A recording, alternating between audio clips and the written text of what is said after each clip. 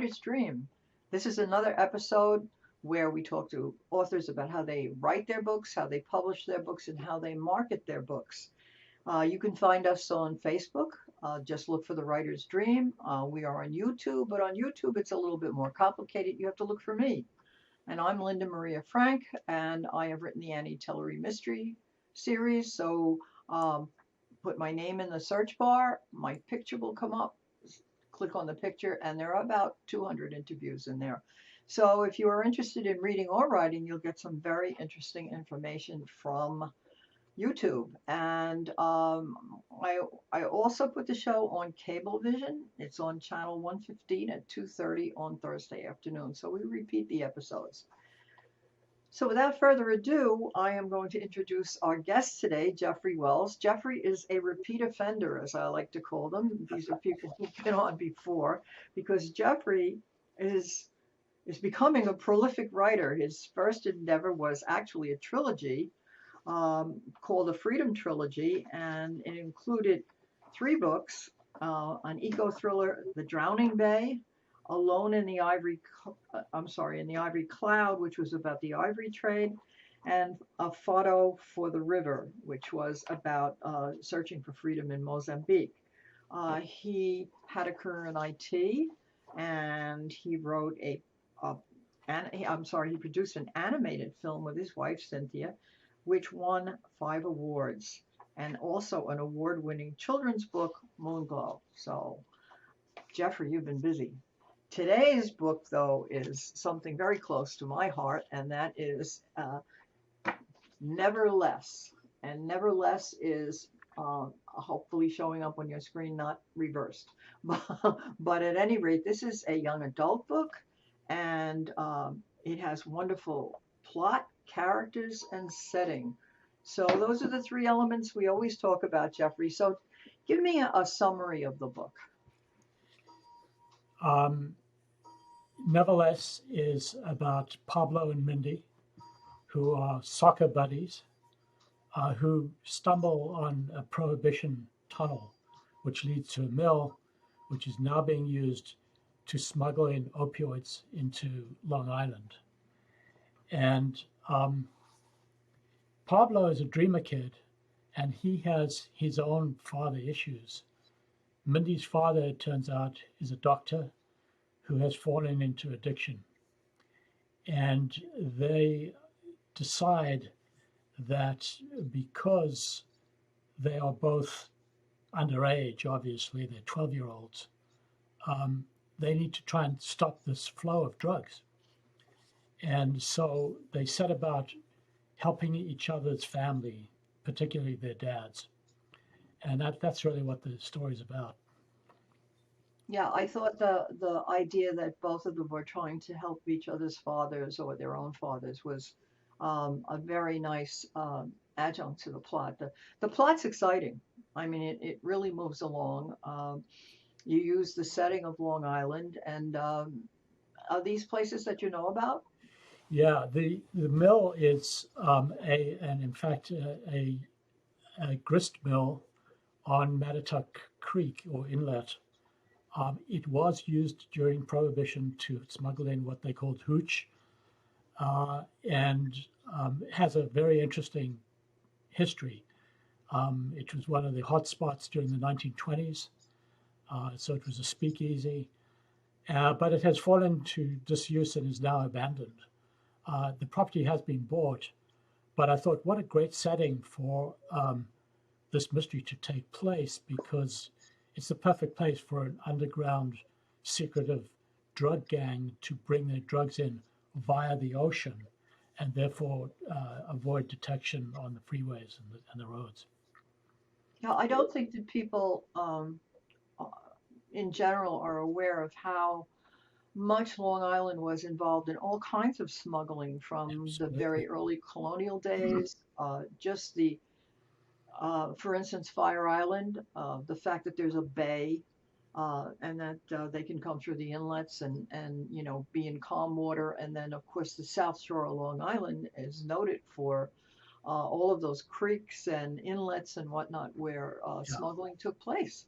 And now, of course, it isn't alcohol. It isn't scotch. It's drugs. drugs. And I know I had a sailboat at one time, and we were sailing past the Coast Guard station at Montauk Point, and there were a bunch of fishing boats in the marina. And I thought to myself, I said to my husband at the time, I said, why are there fishing boats in the marina at the Gulf at the Coast Guard?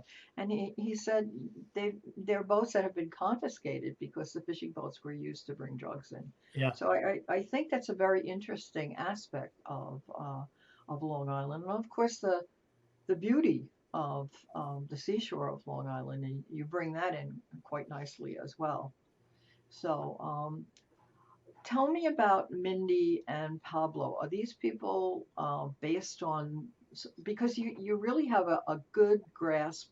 I taught for years. You have a good grasp of kids at that age. So are these children you know? Indirectly, it's not my own kids and not even friends' kids, but I did my previous children's book with Peggy Dickerson, who has grandkids that age. And I looked at them and I listened to them, and certainly both of them are somewhat modeled on their characters. Um, and that's about as far as it went. A lot of the input I got was from my developmental editor, who is a very experienced middle grade um, author and also runs writers' workshops and that sort of thing on that genre. And she gave me a great guidance, so I owe a lot to her. Okay, so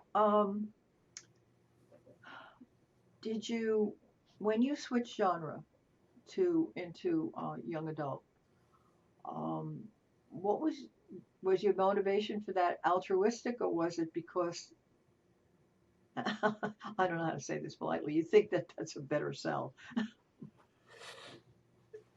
Definitely wasn't the latter, Okay. because I knew going in that I knew nothing about selling into the middle grade market. So I regard it as a middle grade thriller. It's, I think, a little old for to call it YA, young adult, but nevertheless, the reason I wrote it was because I think of my writing as writing thrillers for any age. The principles of a thriller would apply to 10-year-olds as it would for 60-year-olds readers. And Mhm. I thought this is such an interesting subject. And in fact, my first few drafts were not from the point of view of the kids. They were from, I had 3 points of view in this book currently, or rather in this book. There are 2 points of view, Mindy and Pablo. But in the other book, the octogenarian mentor had his own point of view, and I spoke from that voice. And in fact, I was writing it for adults in my first few drafts. And the developmental editor said to me, you've got to decide where this book lies. And I would strongly advise you to make it from the point of view of the kids. And I did that. It was somewhat of a rewrite, but I was able to keep a lot of the context of the mentor, so I didn't feel like I lost too much. Now, I think that sometimes we think that kids who are teenagers are really not able to handle certain material, but in the world they live in, they're exposed to everything. So much. Um, I mean, I can remember a friend of mine being very upset at some language that some adults were using at a party. And I just looked at her and I said, what do you think he hears in school? Yeah. So, It's, I mean, they are exposed to a lot more than certainly we were when we were young. But, uh, and what I liked about the book was you really had a delicate balance of using language that would appeal to young adults without going into a lot of slang, which would date the book, Yeah, Yeah, yeah. When you write young adult and children's books, you have to be careful not to date it because there are generations and generations and generations who will read this book. yeah, And in some ways, dating the book is because you want to just capture that time period. But in this book, you really had that nice balance of not overdoing the teenage thing. thank you. And I loved that you brought in DACA, the Dreamers. I really, that's one of my favorite, things that I would like to see settled at one time. Living on Long Island, you come across so many Hispanic people in so Yeah, many ways and professions and whatnot, and I would really like to see them get some peace.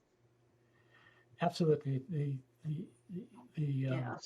So let's get into the weeds of writing. What makes a writer? What makes you write? I know it's a hard question. it's really becomes habitual after a while. It's something that the story is what drives everything. The need to the need to materialize a story in the form of the written word. And when it starts out, it's not the written word; it's a vague idea, and to hone it down into um, chapters and paragraphs and sentences is part of the fun of it, and it's like a jigsaw puzzle, and you begin to get addicted to the story, and you want to finish it. It becomes compelling, and it drives you forward to continue writing. Yeah. Yeah, I started writing because somebody told me I was a good storyteller. And so, Story, it's all about story, isn't it? yeah, well, it is. But and I had stories because I would write stories for my forensics classes. I would write little detective stories, and they'd have to solve them using forensic science instead of saying read chapter 6 on fingerprints and summarize it. That's fun. Include fingerprints in a Great fun. story. And so they told me I was a good storyteller and I love Nancy Drew. So I said, I have some really good stories here. So that's what made me write. And then as you're writing, other ideas come to you. Like, for instance, in your book, you wanted to tell kids about dreamers and opioid addiction. And I had things I wanted to tell kids about as well. So, and I think, I use this line in my lectures that civilizations are defined by their stories. Yeah, So being a writer and a storyteller is pretty interesting. yeah, it really is. Now, you self-published? I did. You published this book yourself.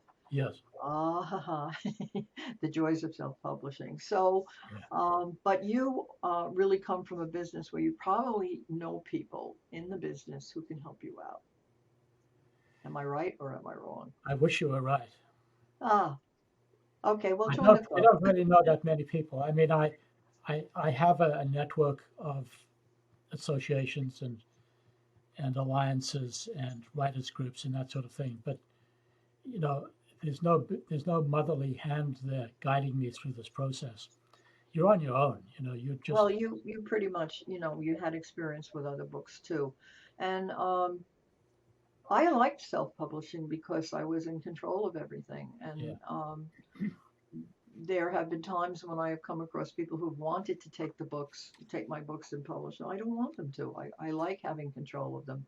But it is a lot of work. What have you done so far to get the story out there?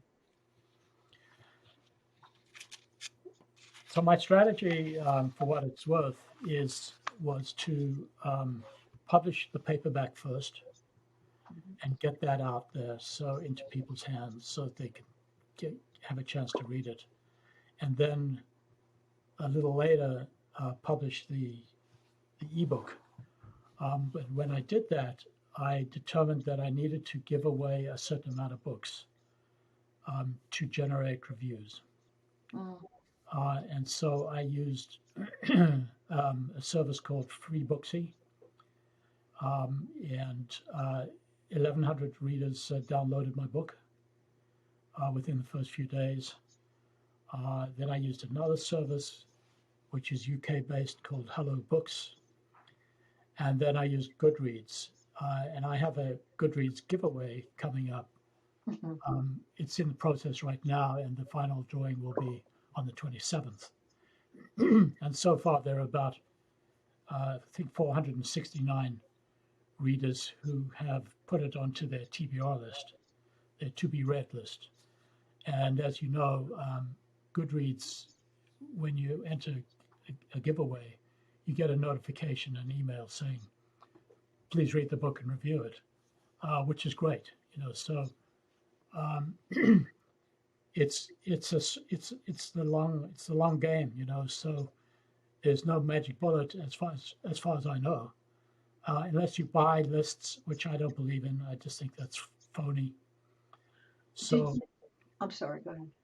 So I'm giving readers the time to read the book and to review it, and of course I remind them through my email list as well. Have you thought about making the audiobook? I had much success with audiobooks. I've thought about it. I haven't done anything about it because I'm hesitant to do it. But I'm very curious, and I definitely want to look into it. Yeah, well, I believe that DLTV Studio does it. Oh, really? Yeah, because that's the whole thing is you need to get a person who has the correct equipment. Because the audiobook it's not like this where there can be background sound. There can't be any background sound. But Yeah. I had much better success with the audiobook than anything. So I would look into that. Oh, that's great. Were you able to source the talent through that studio? Well, when I did the first few audiobooks I did, in fact, the whole Annie Tillery mystery series I did on ACX. And ACX, you download or I should say upload to the site the manuscript, and then they have producers who bid on it, and then they will give you a sample, and if you like it, then you take it. So that's what I did, and it was all free. And that worked out very well. But Amazon has figured out that they're not making money on that. So you could still do it, but it isn't as good as it used to be. And then the last book, the Buccaneers book, which is a different series, I had done by Red Penguin. And I liked it because the girl who read was very young, and my kids in this book were very young. So I liked it very much, and it's fun because you get a chapter at a time to approve, and you listen to this book. It's like a really you love your book, you love your book like it's your baby, and so you listen to this, and it's a really heartwarming experience. So I like that. Have you to make a lot of corrections to the narration? Yeah. And people said, "Aren't you going to do your own audiobook?" And I said, "No, I'm not. I'm not 17 years old, and I don't sound like it." So, have you done libraries? You've got some good libraries out there. Yeah, and I have a kind of a big event happening at the end of January at the Cachog Library. Let me know. But the children's librarian there has been terrific. She has put together a panel on harm reduction and addiction, and has 3 specialists coming in to talk about that to a larger audience, and then I will also read my book at the same time. So that's going to be a nice event. And she was the one that found the people and invited them and got everything lined up. So she's been terrific. Yeah, let me know. Let me know in an email when you're doing that, and I'd like to attend. Oh, I'd love you to drive out to the East End. I appreciate it. Thank you. I'll do it. See if I can bring some friends. What advice would you give to somebody who's just starting out and wants to write a book? Most people who say that they want to write a book have a story, so they have something they want to say. They have something, yeah, that's right. Well, the advice is kind of obvious. If you say you're going to write a book, you need to write a book. You write on that book almost every day. So don't think that you're going to write a book and you'll get to it this week and then let a few weeks go by and then you'll write a little bit more, because it'll never happen. Life gets in the way and it's just too easy to shelve it. But if you're serious, then give yourself the opportunity to at least produce the first draft. And as many writers say, including Toni Morrison, who I think said, you got to get the first shitty draft out. That's what you got to do. Mm-hmm. And that's the core piece of advice. By doing that, you will realize where your shortcomings are with regard to craft, your command of the language, the research you need to do, and all the rest of it will be obvious to you. So I think that's what needs to be done for the starting out writer who's just never taken on something like this. That's what you got to do. So, in other words, it's like 3 words: just write it. Just write And it. stick to it. Yeah, that's true. I was, as you were speaking, I was thinking about my own writing, and I was thinking that that's how all my books were written. I started them and then I put them aside. Usually I do an outline, and then when I went back to it, I just wrote it. And if I didn't stick to it, it just didn't. You're right, it didn't happen at all. And then a question I like to ask authors is, do the books you read, because I think every author is a reader, do the books you read, um, do they influence your writing at all? Definitely, definitely. I tend not to stick to the same genre. I don't only read thrillers because I write thrillers. I like to read outside of my genre as well. Hmm. I'm currently completing um, The Silent History by Donna Tartt. She wrote I forget the name of her Pulitzer Prize winning book, but you know, I, I I realized I wanted to read the book because of her language, of her absolute superb command of the language, her amazing descriptive powers, her completely vivid characters that just jump off the page. I mean, what a phenomenal book. Um, but it's a 600-page book. It's a tome, and it's taken me 3 months to read it because I got other things to do. But it's been an absolute pleasure, and I've learned so much. Not direct lessons, but sort of by osmosis, reading that kind of writing, see how she would approach a scene at the beginning of a chapter, for example. What little detail does she use? How does she describe that setting without sounding like it's a bullet pointed paragraph? That stuff is so valuable. Yeah, I agree. And when you really like a style of a writer and you try to learn from it, I won't say copy it, but learn from it. Yeah, And for instance, what you were describing, the whole idea of a description, and then if you take a scene that you want to describe and you write it at first, you realize how you have to drill down and drill down and drill down again, again, again, until you finally get really where this person came up with this phrase that just hit the spot. Yeah, it's interesting. I find that when I read now, whatever I read, I'm paying so much attention to the style of the writer. yeah. And I mean, I don't know if I would even say I would try to emulate it, but I just find it fascinating. So, so Jeff, we have about 2 minutes left, 2 or 3 minutes. What's in your writing future? I have two books in work in process. Um, One is a book that I am going to pitch agents for because I'd like to get it traditionally published. Um, it is an ecological book, it's fiction, and I'm going to write it in the style of magical realism. and it's a genre that fascinates me. But I think so. It's definitely literary, and that's in process. The working title of that is The Blue. Is it The Blue West of Autumn? Based on Say it again. American Indian calendar. The title. What is it? Oh, The Blue West of Autumn. Oh, I like that. Yeah. That's intriguing. Yeah. Yeah, yeah. And then book number 2 of the Mindy and Pablo series, we find them both older, in their mid-teens, and looking forward to becoming young adults and new adults.